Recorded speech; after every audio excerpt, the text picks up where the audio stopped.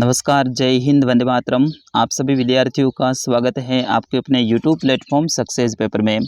विद्यार्थियों, आज के इस वीडियो में लेके आया हूँ राजस्थान बोर्ड एग्जाम 2024 की दृष्टि से इम्पोर्टेंट कक्षा 8 का विज्ञान विषय का पेपर, जो कि आपके आने वाले एग्जाम की दृष्टि से इम्पोर्टेंट रहने वाला है और आप सभी विद्यार्थियों के लिए वरदान साबित होने वाला है। तो विद्यार्थियों, इस वीडियो को अंत तक देखिएगा, वीडियो को लाइक और चैनल को सब्सक्राइब जरूर कर दीजिएगा।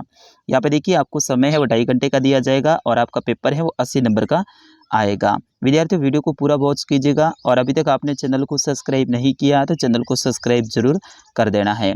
चलिए, पहला प्रश्न है, खरपतवार हटाने को कहते हैं। तो विद्यार्थियों, इसका सही आंसर होगा खरपतवार हटाने को निराई कहा जाता है। ऑप्शन ब इज करेक्ट आंसर।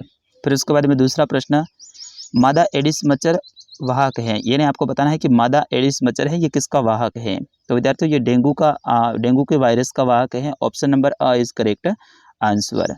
फिर इसके बाद में तीसरा प्रश्न है, कृत्रिम रेशम है। इनमें से कृत्रिम रेशम कौन सा है ये आपको बताना है। तो ये भी प्रश्न बहुत इंपॉर्टेंट है, हर साल आपके एग्जाम में आता है। तो इसका सही आंसर होगा रेयॉन। कृत्रिम रेशम कौन सा है? रेयॉन है।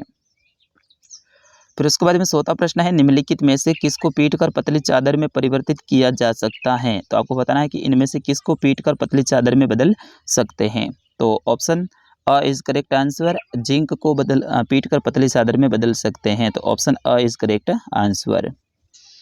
फिर उसके बाद में अगला है कि मानव शरीर की सबसे बड़ी कोशिका कौन सी है। तो वो है तंत्रिका कोशिका। कौन सी है विद्यार्थियों? तंत्रिका कोशिका। फिर उसके बाद में अगला प्रश्न है, प्रश्न संख्या 6, रिक्त स्थान की पूर्ति कीजिए, यानी खाली जगह को भरना है। तो इस प्रकार का जनन जिसमें नर तथा मादा युग्म का चयन होता है लैंगिक जनन कहलाता है। क्या कहलाता है? लैंगिक जनन। तो इसमें आपको लैंगिक जनन भरना है। फिर उसके बाद में दूसरा है कि किसी पृष्ठ के प्रति एकांक क्षेत्र पर लगने वाला जो बल है उसे दाब कहते हैं। क्या कहते हैं विद्यार्थियों? दाब कहते हैं। तो इसमें आपको दाब भरना है। फिर उसके बाद में अगला है कि घर्षण से ऊष्मा उत्पन्न होती है। क्या होती है? ऊष्मा। तो इसमें ऊष्मा आपको भरना है। और लास्ट खाली जगह रहेगी, किसी वस्तु द्वारा एक दोलन को पूरा करने के लिए गए समय को आवर्तकाल कहते हैं। तो इसमें आपको आवर्तकाल भरना है। फिर उसके बाद में सातवां प्रश्न है, निम्नलिखित कथनों में सही कथन के सामने टी और गलत के सामने एफ लिखना है। जैसे कि इसमें पहला है, प्लास्टिक विद्युत का सुचालक है। तो ये बिल्कुल गलत है, तो एफ लिखना है। तड़ित एक विशाल स्तर की चिंगारी है जिसके साथ ध्वनि भी उत्पन्न होती है। तो ये सही है, क्योंकि तड़ित कौन होती है? बिजली। बिजली के साथ में ध्वनि भी होती है ना, तो ये सही है। फिर उसके बाद में अगला है कि खाद से मिट्टी को ह्यूमस प्रचुर मात्रा में प्राप्त होती है। तो बिल्कुल सही बात है। और मादा एनाफिलीज मच्छर डेंगू वायरस का वाहक है, ये गलत है, क्योंकि मादा एनाफिलीज है ये मलेरिया का वाहक है। डेंगू का कौन सा है? एडिस है। तो वो मैंने पहले भी बताया था।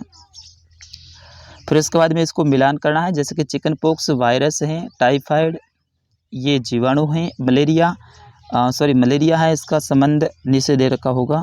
प्रोटोजुआ और गेहूं की रस्ट हैं, ये कवक हैं।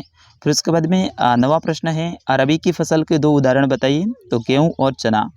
फिर उसके बाद में इसी में दूसरा मिल जाएगा, खरीफ की फसल के 2 उदाहरण बताइए। तो धान और मक्का। फिर उसके बाद में 10वां प्रश्न है, ये भी बहुत इंपॉर्टेंट है विद्यार्थियों, रेयॉन क्या है, इसके उपयोग पर प्रकाश डालिए। तो रेयॉन रेशम के गुण वाला एक रेशा है जो मानव द्वारा निर्मित है। इससे काष्ठ लुगदी के रासायनिक उपचार से प्राप्त किया जाता है। इसे रेयॉन या फिर कृत्रिम रेशम कहते हैं।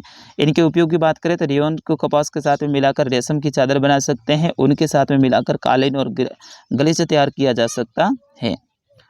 फिर इसके बाद में 11वां प्रश्न है, सोडियम और पोटेशियम को मिट्टी के तेल में क्यों रखा जाता है। तो सोडियम और पोटेशियम दोनों ही अधिक क्रियाशील धातुएं हैं। ये वातावरण और जल के साथ में काफ़ी तीव्रता से क्रिया करती हैं और जल उठती हैं, इसलिए इसे वायु और नमी से अलग रखने के लिए इसे मिट्टी के तेल में रखा जाता है। फिर उसके बाद में 12वां प्रश्न है, आघात वर्तनीयता से आप क्या समझते हैं। तो आघात वर्तनीयता बहुत इंपॉर्टेंट है।